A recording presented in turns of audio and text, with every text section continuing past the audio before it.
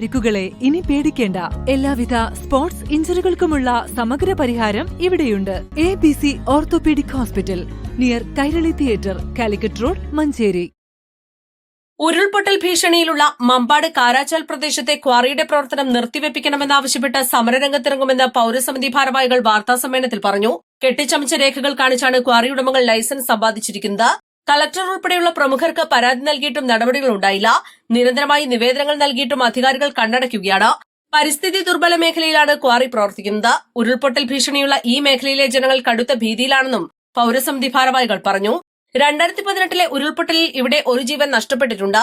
2019, 2020 വർഷങ്ങളിലെ കനത്ത മഴയിൽ ഇവിടുത്തെ ജനങ്ങളെ മാറ്റി താമസിപ്പിക്കേണ്ട സാഹചര്യം ഉണ്ടായിട്ടുണ്ട്. ക്വാറി അടച്ചുപൂട്ടണമെന്നാവശ്യപ്പെട്ട് സമരം ശക്തമാക്കുമെന്ന് പൌരസമിതി പ്രസിഡന്റ് വിശാഖ് പറഞ്ഞു. താനിക്കുണ്ട് പറമ്പ് എന്നാണ് ആ ഭൂമിയുടെ പേര് പറയുന്നത്. താനിക്കുണ്ട് പറമ്പ് 52.40 ഏക്കർ ഭൂമിയാണ് ഈ 93 സർവേ നമ്പറിൽ ഉള്ളത്.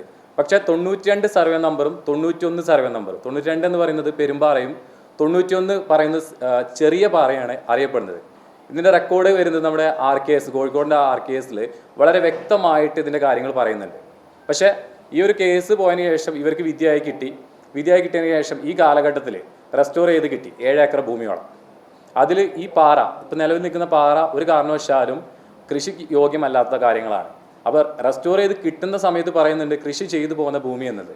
അവിടെ തെറ്റായിട്ടുള്ള കുറേ കാര്യങ്ങൾ നിലവിൽ ഉണ്ടാക്കിക്കൊണ്ട് ഇവിടുത്തെ ഫോറസ്റ്റ് സംവിധാനങ്ങളും ഒപ്പം തന്നെ റവന്യൂ ഡിപ്പാർട്ട്മെൻറ്റും ഒക്കെ കൂടി ചേർന്നിട്ടാണ് നിലവിൽ ഈ കാര്യങ്ങളൊക്കെ ഉണ്ടാക്കിയിട്ടുള്ളത്. ഒപ്പം തന്നെ ഈ 1980 കാലഘട്ടത്തോളം ഈ കേന്ദ്ര സർക്കാരിൻ്റെ വന നിയമം വരുന്ന സമയത്ത് ഈ നിലവിൽ പതിച്ചു നൽകുന്ന കാര്യങ്ങൾ അവിടെ അവസാനിപ്പിച്ചിട്ടുണ്ട്. അങ്ങനെ അവിടെ ഒരുപാട് ബാലൻസ് ഭൂമികൾ വരുന്നുണ്ട്. അതിനൊരു ഉദാഹരണം പറയുകയാണെങ്കിൽ പല ബിറ്റുകളായിട്ടാണ് കൊടുത്തതെന്ന് ഞാൻ നേരത്തെ സൂചിപ്പിച്ചു. അവിടെ ബിറ്റ് 5 മാത്രം 7.39 ഹെക്ടർ ഭൂമി നിലവിൽ പതിച്ചു നൽകാൻ ഏൽപ്പിച്ചിട്ടുണ്ട്. പക്ഷേ അവിടെ കൊടുത്തിരിക്കുന്നത് 3 പേർക്ക് 5 ഏക്കർ വെച്ച് നോക്കുകയാണെങ്കിൽ 15 ഏക്കർ ഭൂമിയോളം. ബാലൻസ് 3 ഏക്കർ ഭൂമിയുടെ മുകളിൽ ഇന്നും അവിടെ നിലനിൽക്കുന്നുണ്ട്. ഫോറസ്റ്റ് സ്വഭാവം കാണിച്ചുകൊണ്ട് ആ ഭൂമി നിൽക്കുന്നത്. അത് സ്വകാര്യ വ്യക്തികളെ കൂടി ചേർന്ന് LT പട്ടയങ്ങളും കാര്യങ്ങളൊക്കെ ഉണ്ടാക്കിയിട്ട് നിലവിൽ കൈവശം വെച്ച് പോരുന്നുണ്ട്. അപ്പോൾ ഇതേപോലെ തന്നെ ബിറ്റ് 5ൻ്റെ ഒരു ഉദാഹരണം പറഞ്ഞു. ബിറ്റ് 1, 2, 3, 4 ബിറ്റ് 5 വരെ നിലവിൽ കൊടുത്തിട്ടുണ്ട്. ഇവിടെയൊക്കെ ബാലൻസ് ഭൂമികളുണ്ട്. അപ്പോൾ ഇത്തരത്തിലെ ഭൂമികളിൽ പല കാര്യങ്ങളും ചെയ്തിട്ടുണ്ട്. അത് വേറെ പരമമായിട്ടുള്ള സത്യമാണ്. ഇവിടെ കോറിയെ സംബന്ധിച്ച് നോക്കുകയാണെങ്കിൽ ഇവിടെ പരിസ്ഥിതി ദുർബല പ്രദേശത്ത് 2018 ഉരുൾ പൊട്ടിയിട്ടുണ്ട്. തൊട്ടടുത്ത് ഏകദേശം എയർ ഡിസ്റ്റൻസ് നോക്കുകയാണെങ്കിൽ ഏകദേശം ഒരു 250 മീറ്ററോളം. അതിന് തൊട്ടപ്പുറത്താണ് നമ്മുടെ കൊളപ്പാട് ഭാഗം വരുന്നത്. അവിടെ ഒരു സ്ത്രീ കൊല്ലപ്പെടുകയും ചെയ്തിട്ടുണ്ട്.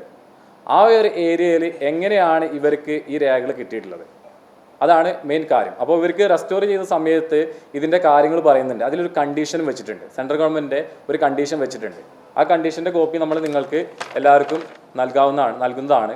അതിൽ വളരെ ക്ലിയർ ആയിട്ട് പറയുന്നുണ്ട് ആ പ്രദേശത്ത് ഇപ്പോൾ ഫോറസ്റ്റ് പതിച്ചു നൽകിയ ഭൂമിയുടെ വളരെ വ്യക്തമായിട്ട് പട്ടയത്തിൽ പറയുന്നുണ്ട് vested forest land special tahsildar പതിച്ചു നൽകിയ ഭൂമിയാണ്. ആ ഭൂമിയുടെ കണ്ടീഷൻ എന്ന് പറയുന്നത് എക്കാലത്തും കൃഷി, പാർപ്പിടം തുടങ്ങിയ കാര്യങ്ങൾ മാത്രമേ പറ്റുള്ളൂ. അതിൻ്റെ അപ്പുറത്ത് മറ്റു പ്രവർത്തികൾ അവിടെ പറ്റില്ല. അവിടെ ഒരു മരം മുറിച്ചാൽ പോലും അവിടെ അതിന് ബദലായിട്ട് വേറെ വെച്ച് പിടിപ്പിക്കണം. ആ പ്രകൃതി, ആ ഭൂമി എങ്ങനെയാണ് ഫോറസ്റ്റ് നിലനിർത്തിക്കൊണ്ടുവരുന്നത്, അത് വ്യക്തികളെ കൈ കിട്ടിയാലും അതുപോലെ സംരക്ഷിച്ചു പോരുന്നതാണ്.